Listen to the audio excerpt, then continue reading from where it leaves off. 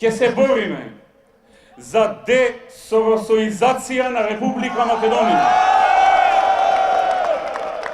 и јакнење на независен граѓански сектор, кој нема да биде под ничија контрола.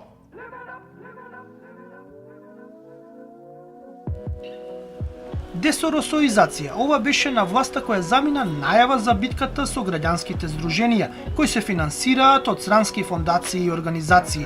Со цел да се победи во ова, владата на ВМРО ДПМНЕ во буџетот за 2017 година одвои 800.000 евра или 4 пати повеќе од претходната година. За дел од граѓанските организации не е спорно што владата одвојува пари од државниот буџет за да се финансираат проекти.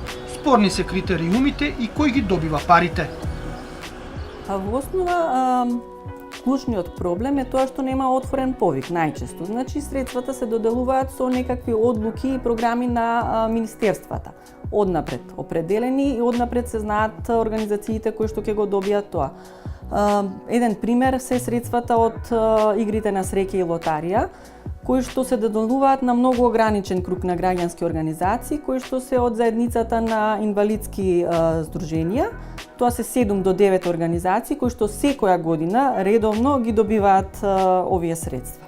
Значи, на некој начин имате преференцијален статус на овие организации кои што работат исклучиво во еден сектор, значи лица со хендикеп, а на цела низа на организации кои што исто така се успешни и делуваат и во истата област, немаат никаков пристап, затоа што едноставно не може да се пријават за овие средства да аплицираат.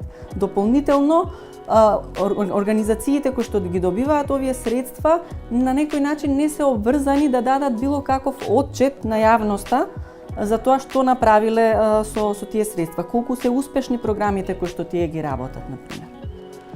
А спорна е и висината која се одвојува од буџетот. Например, тоа што сега кај нас се зголеми од 250.000 евра на 850.000 евра, во Хрватска 7 милиони. А Хрватска само 2 пати поголема и по број на организации, и по број на жители, така да ние треба да се стремиме тој износ што е директно само за граѓанските организации да се зголеми значително, значи да стигне некаде 3, 4, 5 милиони евра годишно на отворен конкурс за сите организации независно. Од друга страна, кај нас е вкупниот буџет, вкупните износ на средства од буџетот што завршуваат на било кој начин преку општини, преку министерства во граѓанските организации е околу 5 милиони евра, а во Хрватска тоа е 230 милиони. Значи, далеку сме од она ниво кое е пожелно на државно финансирање и со тоа развој на граѓанскиот сектор. Не се почитува ниту законот кој одредува колку пари се префрлаат од државната лотарија. Нашата законска рамка дозволува дистрибуција на некаде од 1 милион до 2 милиони евра за граѓански организации. Праксата покажува дека дури и ваква каква што е законската рамка не е максимално искористена. Значи, никогаш не се доделени максималните суми, односно се доделувани некаде 1 милион и 200.000 евра годишно, тоа се максималните средства кои што се доделени на граѓански организации. Со промена на законската рамка ќе се овозможи значи поголема поддршка на здруженијата на граѓани. Со ваквото зголемување на финансирањето ќе се постигнат неколку работи, вели Кржаловски. Приватното финансирање и финансирањето со пари од странство би било минорно, а и би се исполнил и еден предуслов кој ќе дојде со отварањето на преговорите за членство во Европската Унија. Тогаш владата на Македонија ќе треба да одвојува пари за финансирање на невладени проекти во други држави. И секако во равенката граѓански сектор, процедури на финансирање и висина на одобрени средства од буџетот и од државната лотарија треба да бидат и политичките партии. Груевски од името на ВМРО ДПМН во декември го најави нивниот став.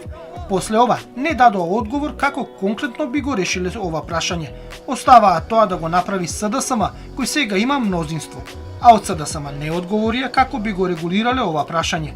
Само премиерот Зоран Заев најави дека ќе се сопре исплатата на 800.000 евра, накако што тој ги нарече патриотските и сомнителни граѓански организации, а за кое решение за исплата потпиша Никола Тодоров една недела пред да му заврши вице-премиерската функција во владата на ВМРО ДПМНЕ.